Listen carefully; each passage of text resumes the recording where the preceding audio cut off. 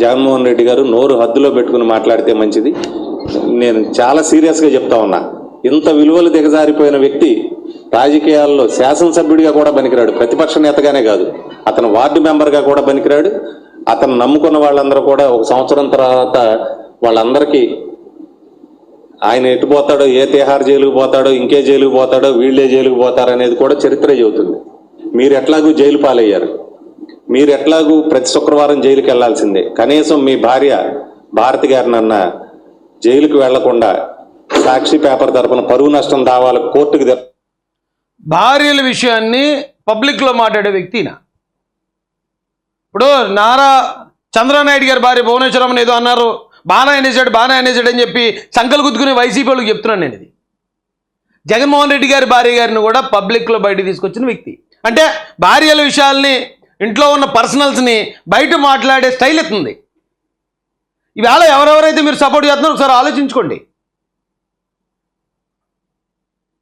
జరగకుండా గౌరవంగా మీ భాగస్వామి పట్ల ఏ గౌరవం ఉన్నా కూడా హుందాగా మాట్లాడితే బాగుంటుంది. లేకపోతే తర్వాత వేసే పరువు నష్టం దావాలకు కూడా మీరు తిరగాల్సి ఉంటుంది. ముఖ్యమంత్రి అవడం సంగతి తర్వాత వెళ్ళి జైలు బోన్లో కూర్చోవాల్సి ఉంటుంది. ఎప్పటికైనా కూడా ఓ సంస్కారం నేర్చుకొని విజ్ఞత గల రాజకీయ నేతగా హుందాతనంతో మీరు నిజమైన ఆరోపణ చేయండి, నిజమైన సవాల్ చేయండి, స్వీకరిస్తాను. నేను సవాల్ చేస్తాను, పోను నువ్వు స్వీకరించు. దాని మీద ఎంక్వైరీ చేయండి. దాంట్లో మీరు చెప్పింది వాస్తవం అయితే నేను 24 గంటల్లో రాజీనామా చేస్తా. నా దగ్గర పూర్తి వివరాలు ఉన్నాయి. మీరు ఏ టైప్ ఆఫ్ విచారణకు ఆదేశించినా కూడా బ్రహ్మలింగం చెరువు మీద మీరు మీకు అత్యంత ఇష్టమైనటువంటి సిబిఐని పెట్టచ్చు. మీకు అర్థమైంది కదండి? ఒకసారి బ్యాక్ వెళ్ళి ఇప్పుడు అన్ని మాటలు మాట్లాడాడు జగన్మోహన్ రెడ్డి గారి మీద. మరి ఏం మారిపోయిందని వెంటనే చంద్రబాబు నాయుడు గారిని తిట్టుకుంటూ మళ్ళీ జగన్ గారి దగ్గర చేరాడు.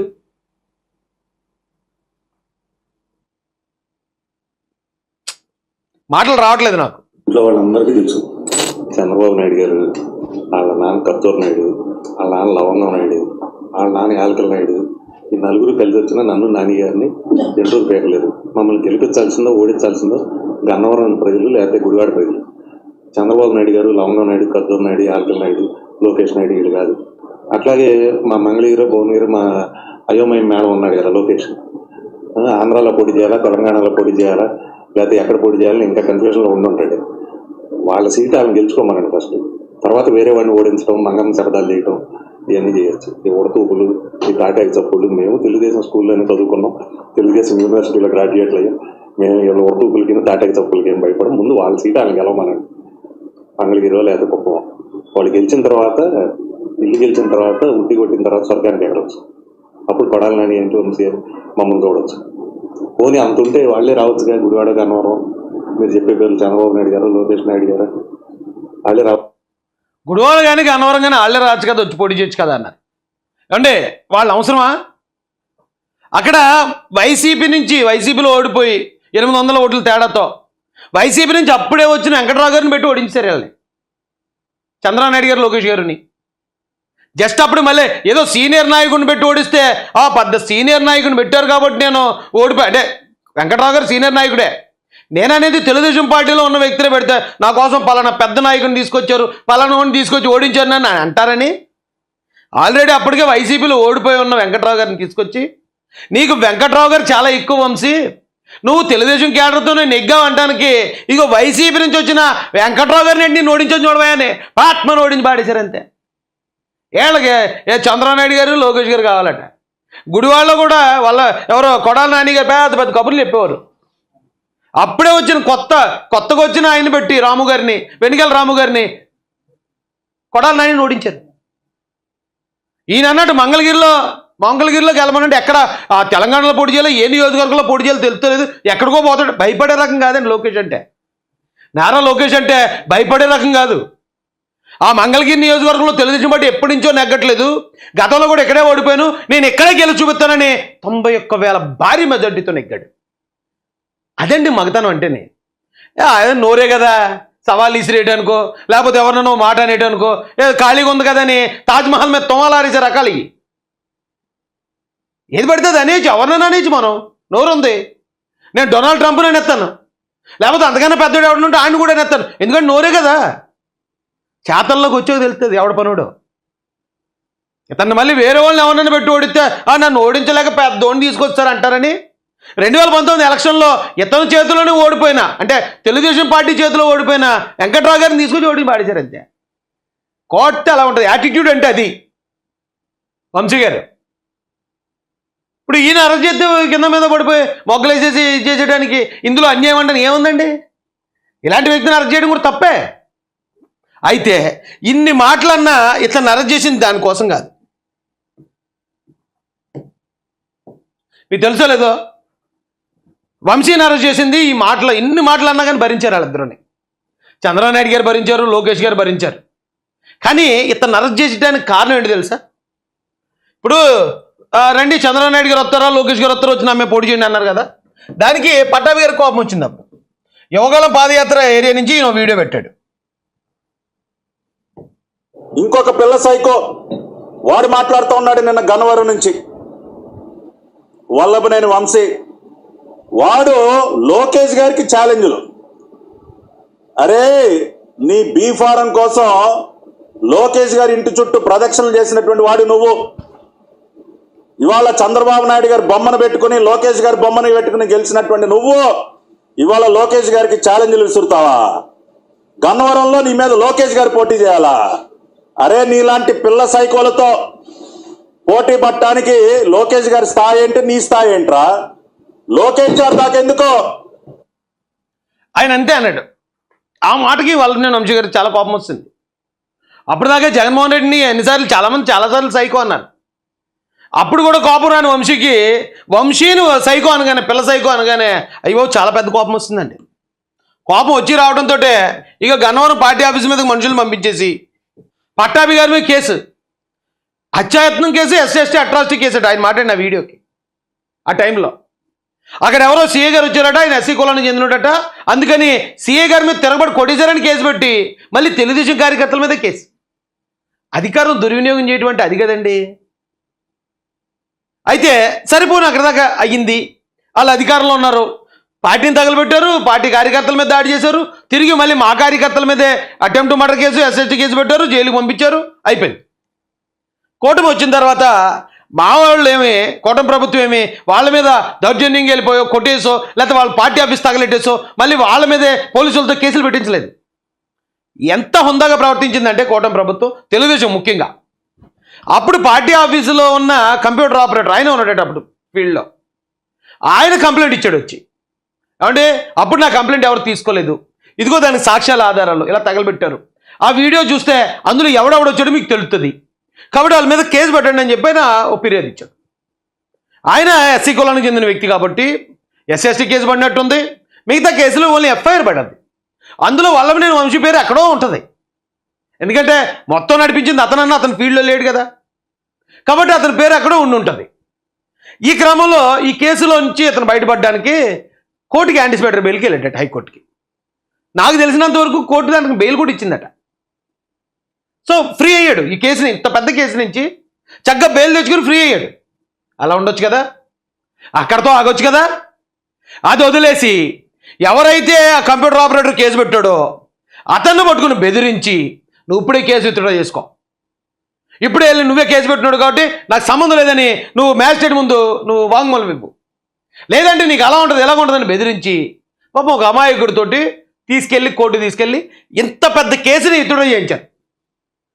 ఈరోజు కొంతమంది మాట్లాడుతున్న నాకు ఆశ్చర్యంగా ఉందండి.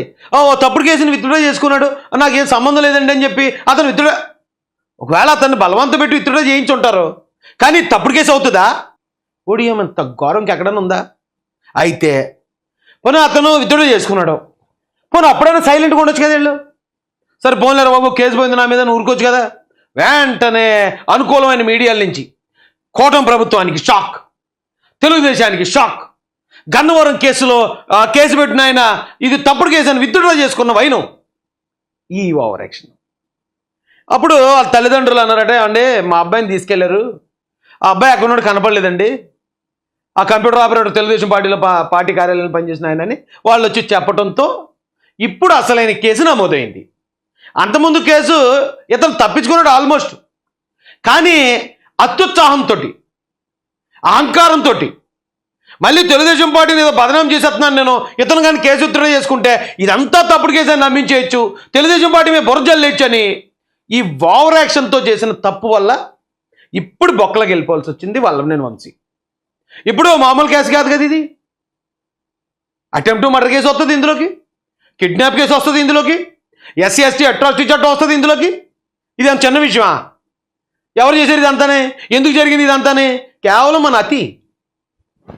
అతి చేయకూడదండి ఎప్పుడుని. ఇప్పుడు కారులో వెళ్తున్నప్పుడు జింక ఎదురు వచ్చింది అనుకోండి హార్న్ కొడతారట, అదే సింహం ఎదురు వచ్చింది అనుకోండి హార్న్ కాదు లైట్లు కూడా బంద్ చేసి కూర్చుంటారట. ఒక సరైనడు పవర్లో ఉన్నప్పుడు నారా లోకేష్ లాంటోడు అన్ని ముసుగు కూర్చోవాలి, కానీ ఇలాంటి ఓవర్ యాక్షన్ మింగకూడదు. అర్థమైందా? అలా మింగితే ఏమవుతుందో ఇప్పుడు అర్థమైంది కదా వల్లభనేని వంశీ. ఎలాంటి అంటే బెదిరించి కేసు విత్డ్రాల్ చేసుకుని మళ్ళీ ఆరోపణలు కూడా మళ్ళీ తెలుగుదేశం పార్టీ మీద వేసేయాలి. మీరు అలా చేసుకుంటూ పోతామంటే మేము చూస్తూ కూరుకోవాలా?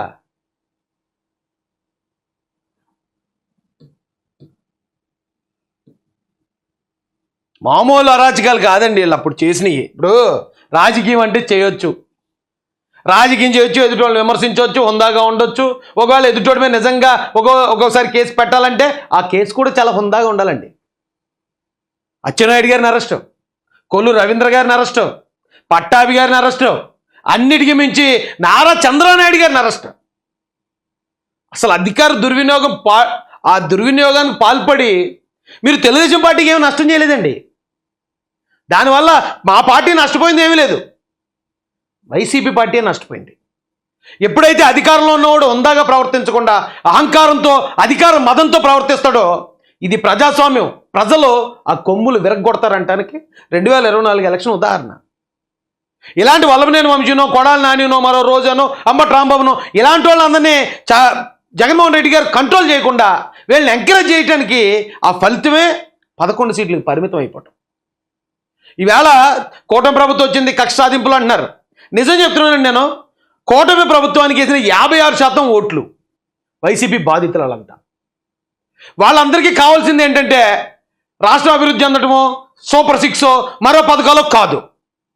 నిజంగా ఎవడెవడైతే వైసీపీ ప్రభుత్వాన్ని అడ్డపెట్టుకుని జగన్మోహన్ రెడ్డి పేరు చెప్పుకుని ఇక్కడ సామాన్య ప్రజల మీద ఈ టైపు రుబాబు చేశాడో అలాంటి వాడిని అందరినీ వారానికి ఒకడిని, శుక్రవారం ఈయన్ని, వచ్చే శుక్రవారం ఆడిని, అవతల వచ్చే శుక్రవారం ఇంకొకడిని, ఇలా వేసుకుంటూ పోతే చాలు మళ్ళీ వచ్చే ఎలక్షన్ 2029 ఎలక్షన్ కూడా 56% ఓట్లు అలా పడిపోతాయి. ప్రజలు అంత ఇరిటేట్ అయిపోయి ఉన్నారు. పద్ధతి మార్చుకోవాలి ఇప్పటికన్నా. అది మార్చుకోకుండా మళ్ళీ కేసు పెట్టిన కిడ్నాప్ చేయటం, ఆయన బెదిరించి కేసు విత్డ్రా చేయించడం ఏంటిది?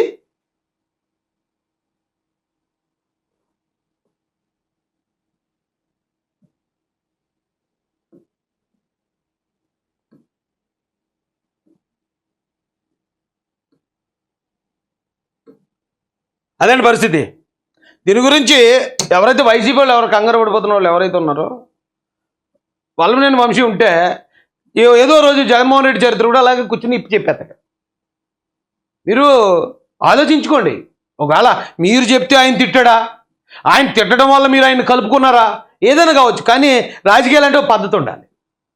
ఎవరినైనా ఒకళ్ళని విమర్శిస్తున్నాం నేను జగన్ గారి కోసం పనిచేశాను. జగన్ గారి కోసం నేను పనిచేసినప్పుడు ఏ స్వార్థం ఆశించకుండా పనిచేశాను. కానీ ఆ తర్వాత జగన్ గారిని నేను వ్యతిరేకించాను, దానికి కారణాలు చూపించాను. ఇదిగో ఇక్కడ డాక్టర్ సుధాకర్ గారిని గుండు కొట్టి చంపేశారు, ఇక్కడ పలానా ప్రసాద్ని పోలీస్ స్టేషన్లో పెట్టి శిరోమండనం చేశారు, ఇక్కడ పలానా బాలరాజు చంపేశారు, పలానా చోట ఇదిగో ఇక్కడ ఆస్తులు అన్యాక్రాంతం అయిపోతున్నాయి, ఎస్సీ పథకాలు నిర్వీర్యం అయిపోతున్నాయి, ఒకటి ఒకటి ఒకటి ఒకటి చూపించుకుంటూ అప్పుడు మేము ఆ ప్రభుత్వానికి ఎదురు తిరిగాం తప్ప ఆ ప్రభుత్వంలో ఉండగానే అరే ఈ ప్రభుత్వం ఓడిపోయేలాగా ఉందని ఇంకో దాంట్లో జంప్ చేయలే. ఇప్పుడు దాకా మేము చేరిన ప్రతి పార్టీ ప్రతిపక్షంలో ఉన్నప్పుడే చేరాం. అధికారంలోకి వచ్చాక లేకపోతే అధికారంలో ఉన్న పార్టీల దగ్గరికి వెళ్ళిపోయి ఇచ్చేయటం మాకు ఎప్పుడు అలవాట్లేదు. అప్పుడు జగన్మోహన్ రెడ్డి గారు ప్రతిపక్షంలో ఉన్నప్పుడే ఆయన కోసం పనిచేసాం. తర్వాత తెలుగుదేశం పార్టీ ప్రతిపక్షంలో ఉన్నప్పుడే ఆ పార్టీ వైపు నిలబడ్డాం, ఆ పార్టీ కోసం పనిచేసాం. అంటే ఒకవేళ ఎవరైనా విమర్శించాలన్నప్పుడు విమర్శించవచ్చు, తప్పు లేదు, కానీ కారణం ఉండాలి. మన స్వార్థమే కారణం అవ్వకూడదు. మనం బాగుండాలని భవిష్యత్తు ఇచ్చిన చంద్రబాబు నాయుడు గారిని, లోకేష్ గారిని ఇక నేలకేసి బాధెత్తారా? చులకం చేసేస్తారా? అరే మనోడు కదా అని పక్కన పెట్టుకుంటే వాళ్ళ ఇంట్లో ఏం జరుగుతుంది, వాళ్ళ చొక్కాకి సిల్లు ఎక్కడ, ప్యాంటు సిల్లు ఎక్కడ, ఇవి కూడా చెప్తారా బయటకు వచ్చి మీడియాలో? కరెక్ట్ కాదండి. ఇప్పుడు వంశీగారిని అరెస్ట్ చేయడం తప్పు కదండి. ఎవరన్నా ఏమైనా ఇది అనుకుంటే అది నిజంగా కక్ష సాధింపు అంటే ఈవేళ ఒక్కడుండడు బయట. తెలుగుదేశం పార్టీ నిజంగా కక్ష సాధింపు చేయాలి, రెడ్ బుక్ ఓపెన్ చేయాలని కనుక లోకేష్ గారు అనుకుంటే ఒక్కడుండడు బయట. వాళ్ళు వెళ్తున్నారు, చెప్పాను కదా తమ్మునేలు పెట్టాం, సింహం సైలెంట్గా ఉందని. మీరు సైలెంట్గా మీరు అక్కడి నుంచి వెళ్ళిపోండి, గెలక్కండి. గెలికితే ఆ వెళ్ళేదారులు, ఆ పనులు, ఆ ఇన్వెస్ట్మెంట్లు అవన్నీ వదిలి ఒక్కసారి అది ఇలా మీ వైపు తిరిగింది అనుకోండి, ఇక రిజల్ట్ ఎలా ఉంటుంది.